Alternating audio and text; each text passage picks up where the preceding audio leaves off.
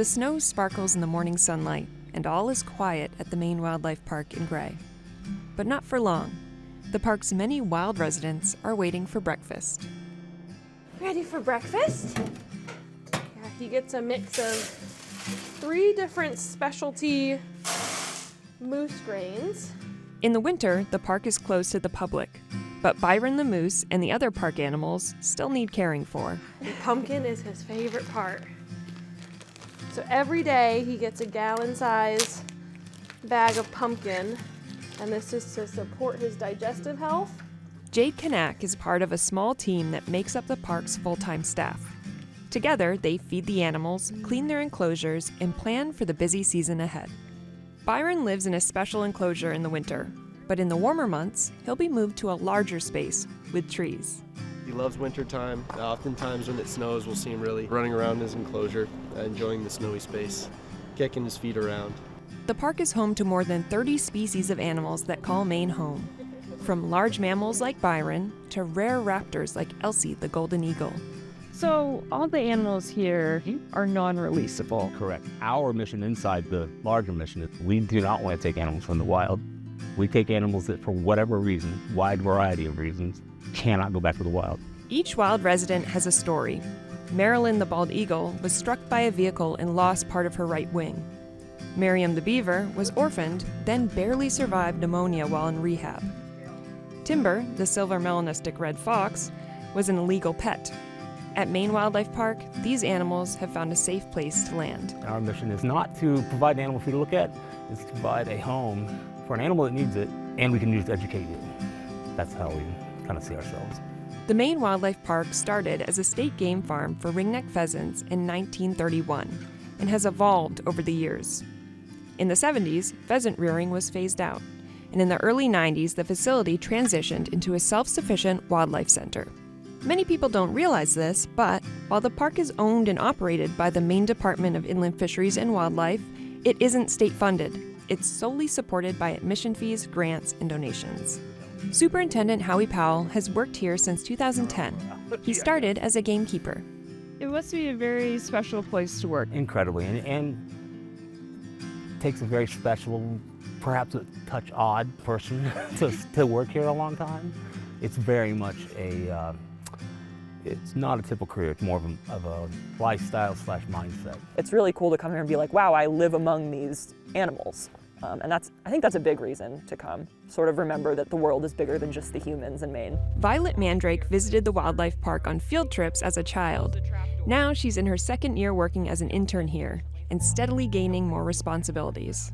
I love it here, not just because of the animals, but the team here is so lovely and welcoming. Like, they really treat their interns with respect, like you are one of them. Yeah, it's just a great community. We have 7 cats in the park, and they each get their own personal meal. We're kind of like private chefs for the animals. The majority of the animals' food is donated by local grocery stores and butchers, hunters, and landscaping companies. Bonnie, good morning. Bonnie, a 21-year-old Canada lynx, is the oldest cat in the park. During the open season, the animals are all used to having hundreds of people observing them, watching them. But in the winter, it's 5 or 6 staff members, so they're used to a different way. It's a lot quieter, it's a lot more peaceful. This is a nice period of rest for them. Yeah, it's a nice period of rest for us too.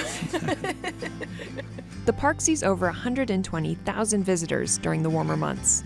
So we try to make sure all the animals have like a level of like respect and comfort with us, but we are very hands-off with the animals. So we can enter some of the enclosures with them, but unless we're having to provide like medical care, we're very hands-off. We try to just remember and treat them like they're wildlife. To remember you're watching wildlife and not pets, all you have to do is visit the mountain lions. She still pounces on her dish every morning, like it's a wild rabbit or something, but it's a bowl of boneless chicken and venison and beef, but she's still a mountain lion, so she pounces it like a mountain lion. The 3 mountain lions at the park have been in captivity their whole lives, yet they display natural behaviors such as pouncing on their food. Marianne, the smallest mountain lion, lives alone for her protection. Patty and Spencer are siblings and live together. They were orphaned when their mother was shot by a hunter in Montana. Best case scenario is that all of Maine's animals are living out in the wild. So the ones that have to come live here with us, we try to give them the best life possible and the most natural life possible. The last confirmed sighting of a mountain lion in Maine was in 1938, though this is up for debate. Regardless, these top predators are among the most celebrated residents at the park. But you don't have to be big and powerful to capture the hearts of visitors. Hold on. I'm gonna make it all one. Entire box of salad to get her greens for her. She'll root through and try to find her favorite things.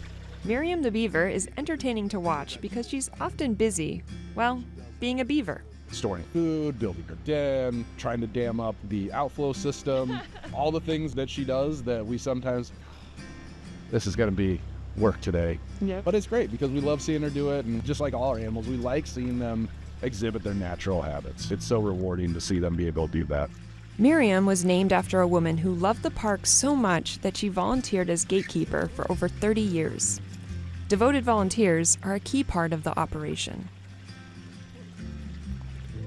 The park continues to evolve with new programs, improved enclosures, and a steady stream of animals that need a home. We'll go give the deer their produce. It's a little different every day. They're probably some of the only deer that will ever get the taste of cantaloupe, pineapple, papaya, mangoes, because we get our produce donated from grocery stores.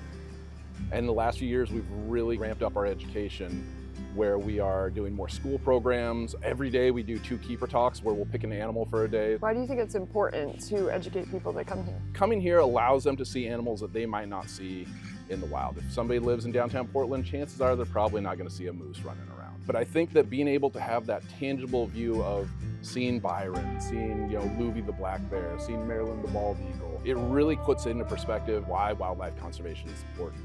Wait, there's a bear? Louie is our bear. She's our black bear, and she is right now currently hibernating. She's actually in torpor, which is a stage of decreased metabolism. So she's sleeping away for most of the winter. We still check on her, but we're very quiet when we do so, so we don't disrupt her sleep. We're looking forward to seeing her again in the spring, that's for sure. Wildlife rehabilitators around the state care for injured and orphaned wildlife with the hopes of returning them to the wilderness. But that's not always possible. That's when the park may receive a new resident. Sometimes there are empty enclosures within the park, but that's something that we really like to celebrate. Unlike some zoos, we don't purchase any animals. All the animals are here because they're unable to survive on their own in the wild. So if there's an empty space, it just means that we have an area ready for an animal if it happens to ever be in need. And when the next furry or feathered new resident arrives, this dedicated team will welcome them.